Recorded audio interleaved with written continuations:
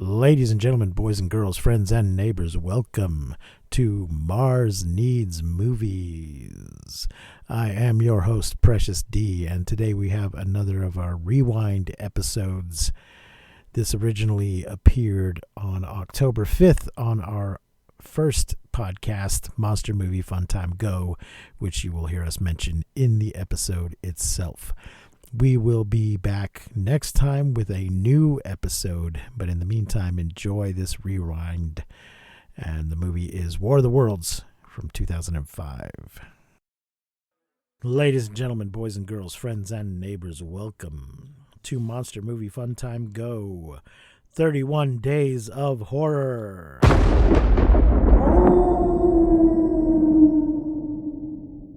Mars Needs Movies. I am one of your hosts, Precious D. And I am the other one of your hosts, Honey B. And this season we are talking about movies of alien invasions, incursions, infiltrations, and visitations. And today's movie is War of the Worlds from 2005. And this is kind of the reason we're doing this whole series.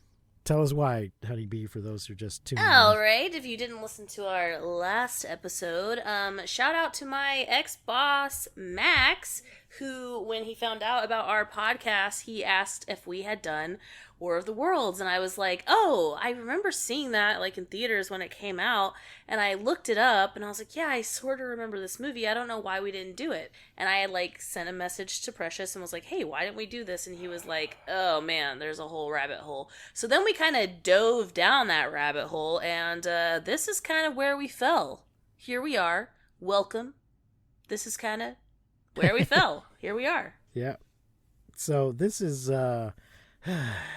probably the biggest adaptation. What do you mean by biggest? Like most successful? Biggest budget, most successful, yeah.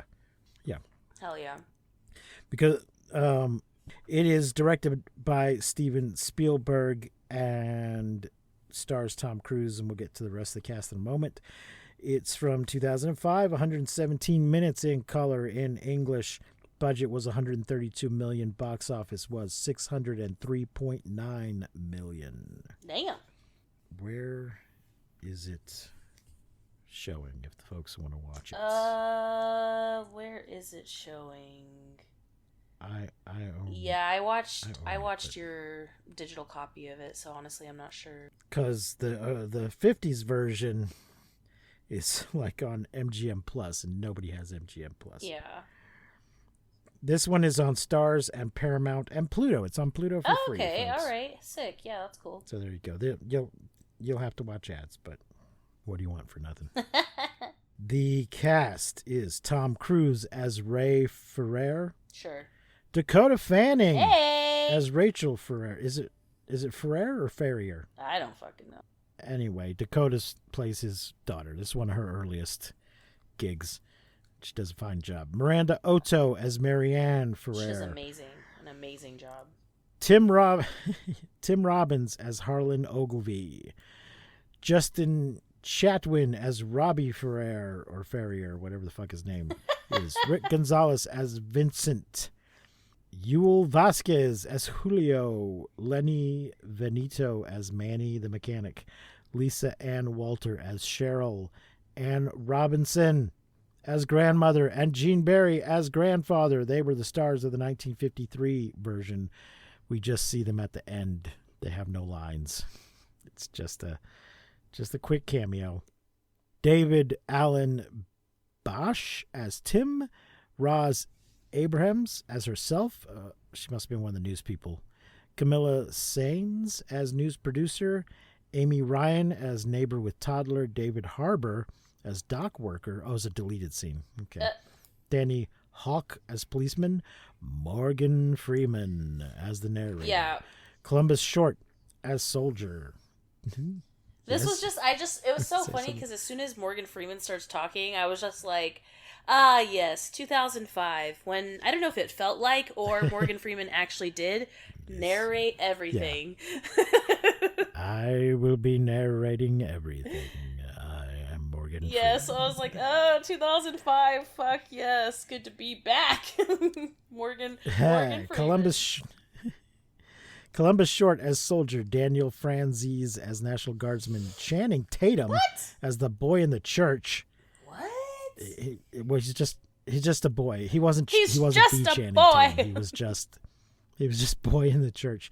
And Ty Simpkins as 3-year-old boy. I met Morgan Freeman once. What? Yeah.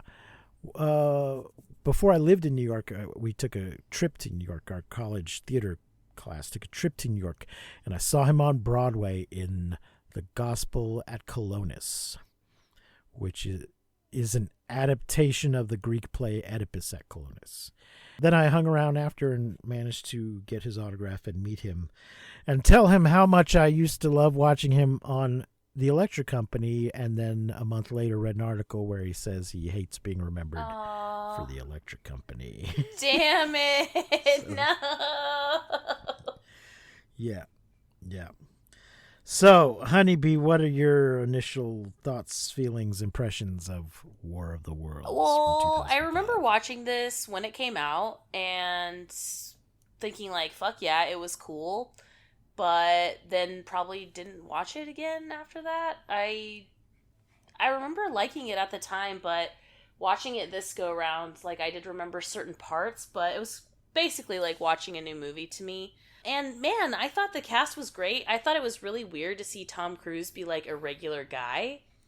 Like, because usually he's just like Tom cruising it up, or like, yeah, like...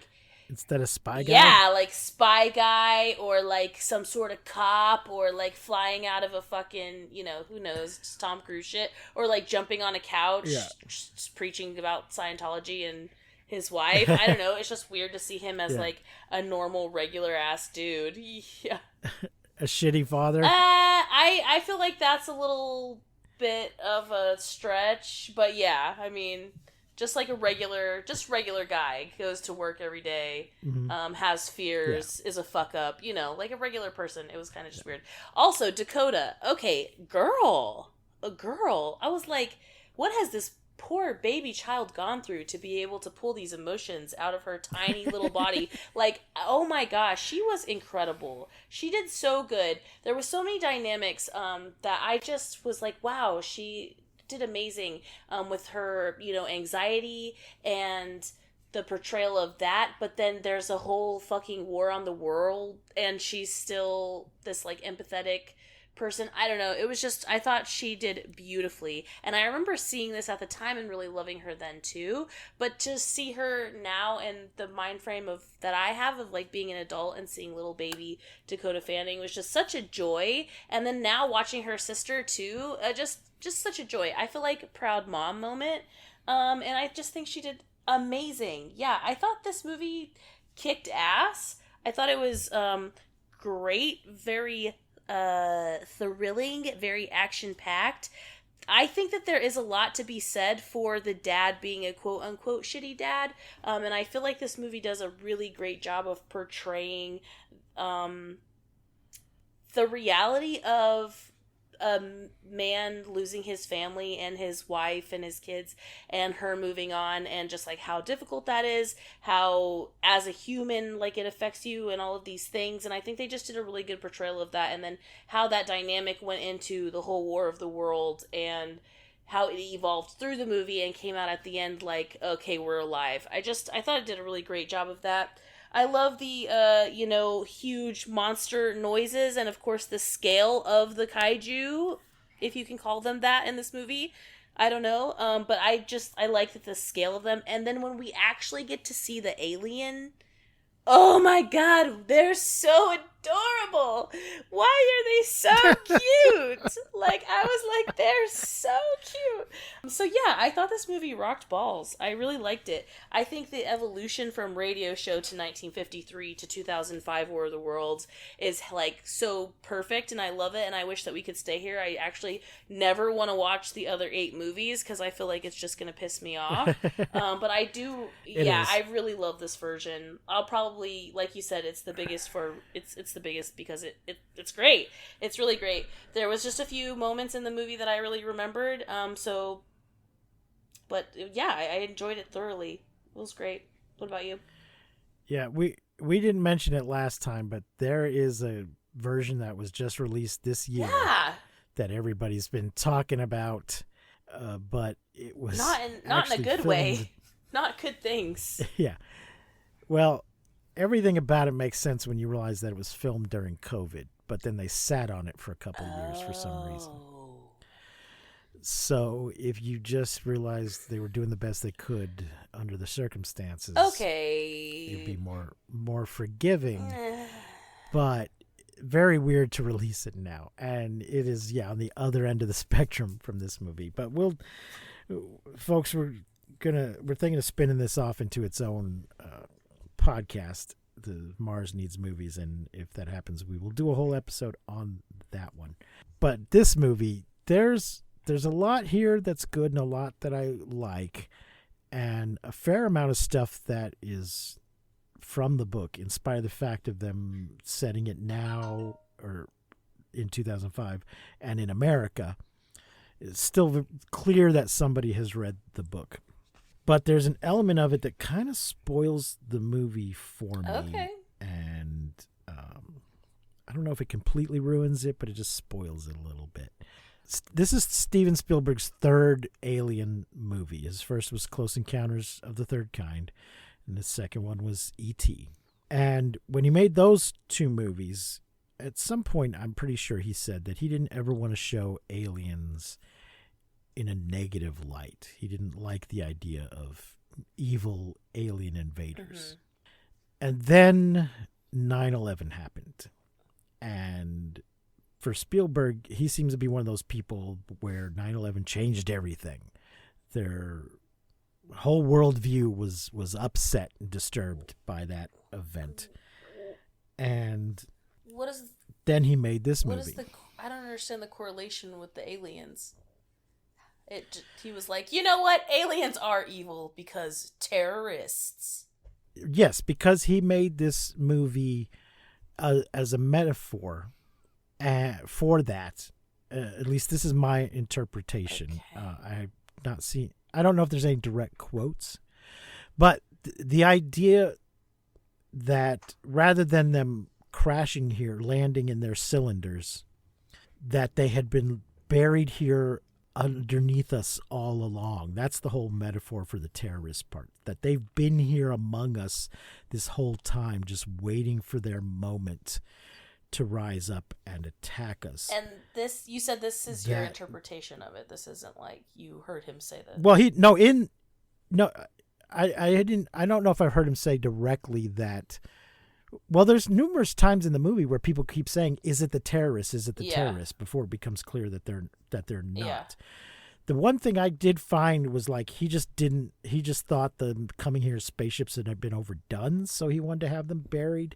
But it seems to me that is part of his metaphor for terrorists, that they're buried here among us, waiting to come out and attack us. Yikes. And I see this in other stories where the person has a metaphor and they let the metaphor get in the way of the story itself, so that they do something that doesn't really make sense because it makes sense in the metaphor but doesn't make sense in the internal logic of the movie itself. Okay. So the part that doesn't make sense to me is, why didn't the Martians just take over the planet thousands of years ago when they came here the first time and there wasn't an advanced civilization with tanks and airplanes? Why did they just bury these machines and then wait, we don't know how long, to come activate them? To me, that just makes no fucking sense. And it kind of spoils the movie for me a little bit. Bummer. Everything else is fine. The effects are great. The performances are great. The things that, when that train goes by on fire, yes, I was like, oh, somebody's read the book, because that happens in the book. There's a bunch of people at the train station. Oh, the train, we're going to get the train and we're going to get out of here. And then the train just goes roaring by on fire. And they're like, well, I guess we're not getting on that train. Yeah, I loved that part. That was glorious. Yeah. What a Yeah, that's perfect detail. A little Easter egg for the OGs out there. And there's a Tim Robbins character who's kind of a mashup of a couple of characters that the narrator meets in the novel, and then he has the name of a third character. Ogilvy is the astronomer in the book. That the main character is unnamed in the novel, and but at one point we get things from his brother's point of view. I don't remember if the brother's named, which leads many people to interpret it as H.G. Wells himself is the narrator, and so they'll often name lead characters in the movies or adaptations after. Well, let me tell you something. Rachel, if you're listening Wells. to this, I hope you read War of the Worlds in Morgan Freeman's voice, because that is the only narrator that you need. No one would have believed in the last years of the 19th century. Yes, precisely. So yeah, that's my problem with the movie. Okay. That's what maybe keeps it from being a 5-star movie, is just that stupidity. I don't care for it. Yeah, you don't like to put up with that silly shit. Yep. Got some awards. Yeah. Let's see here. Got a Golden Raspberry. Ew. Oh, come on. No, it was nominated. Tom Cruise was nominated for a Golden Raspberry for Worst Actor. I don't think that's I don't fair. either. I would like this. I thought he did amazing. Like, he was just. I think people. Here's the thing with this character, and I was like, kind of worried about like talking about it, but just like in the sense of, I have experienced this in my life, usually with someone I've dated, where they are going through a divorce, have lost their wife, have lost their family, have lost their home, and then are just expected to, like, too bad, so sad, like, you gotta get up, you gotta go to work every day, and the, like, wife moves on, has another family, typically, like this. I've kind of just been in this scenario a few times, and I feel like that there are these moments where that this person is maybe portrayed or is seen in a bad light, and because not that the perspective is wrong, but that maybe I don't know, it's really hard. It's hard to like necessarily like put my finger on or like say it in the exact words, but I feel like this movie does just an incredibly great job of showing like the Tom Cruise character like not really knowing his kids, and his kids are hurt and he's hurt, and you can tell that when he sees his ex-wife and she's pregnant, and just there's just so many like parts and moving parts in this situation. And any divorce is terrible, right? Like, it's just a shitty thing. But to see it in this just reality of just like the suck of it, like, it's not pretty. Mm-hmm. He's not portrayed as like a good person. He's not portrayed as a bad person, but you can just see that he's disconnected, and like because he's like miserable and in pain and has lost everything. And so I don't know. It's just, I thought that it was great the way that it just showed the reality of it, but I think a lot of people hated him because this character is, I think even in our real lives, it's so easy to like hate this man. Oh, what a deadbeat kind of situation. And it's like, it's not necessarily that simple all of the time, as, you know what I mean? Yes, you should support your kids and take care of your kids. And I'm not talking about one person specifically or like one specific, you know, a situation. I'm just saying I've seen this throughout my life, even, you know, with my stepdad and his family before us, you know.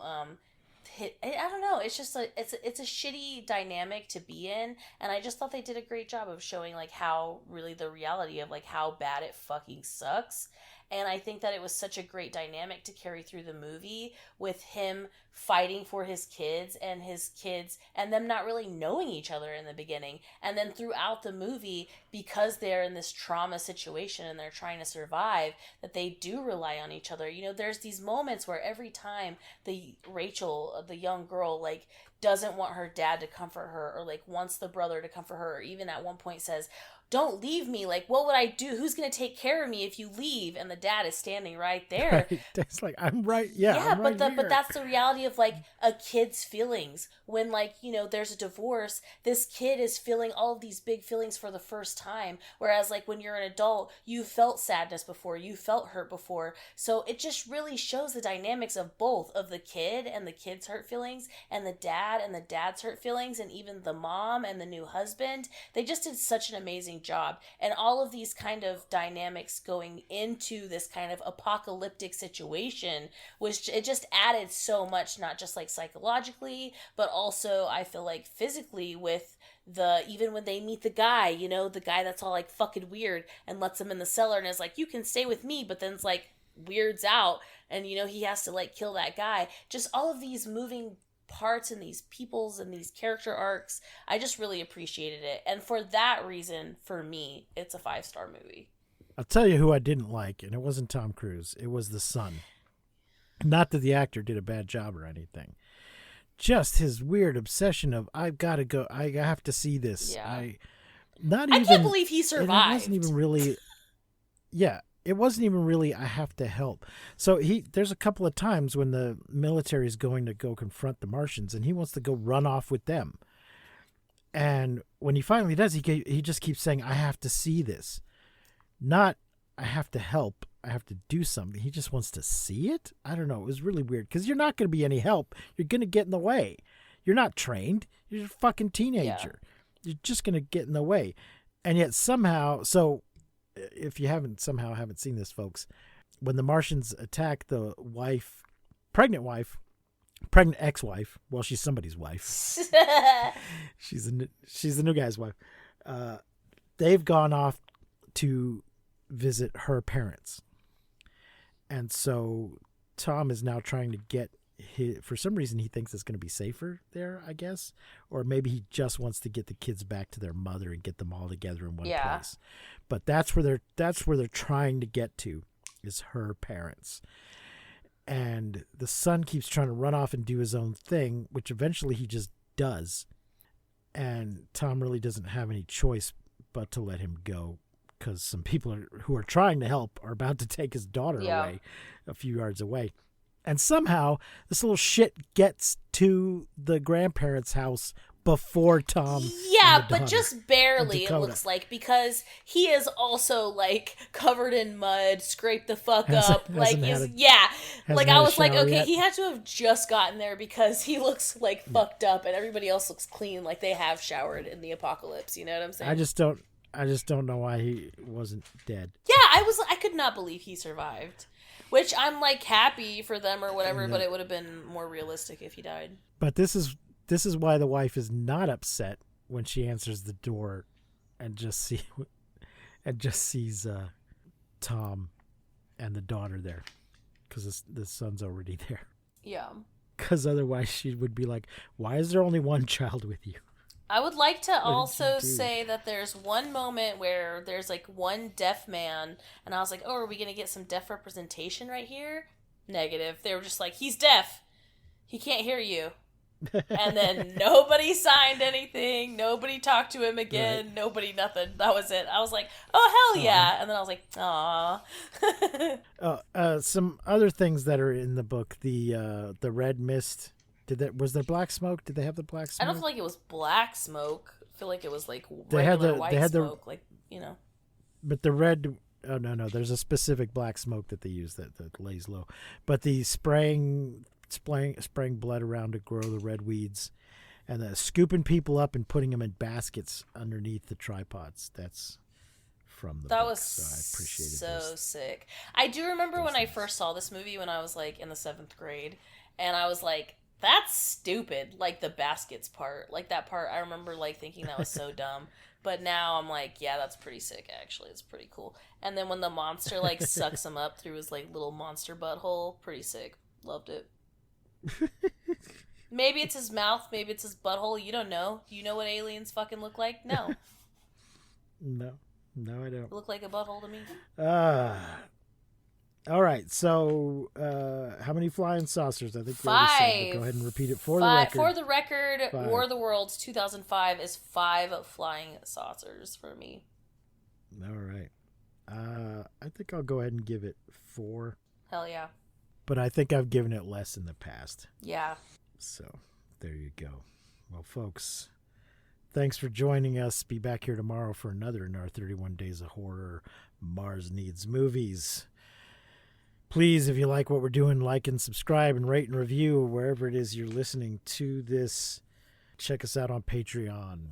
Until next time, I have been Precious D. And I have been Honey Bee. Remember to keep watching the skies. We won't see you, but you will hear us next time on Monster Movie Fun Time Go. You've been listening to Monster Movie Fun Time Go.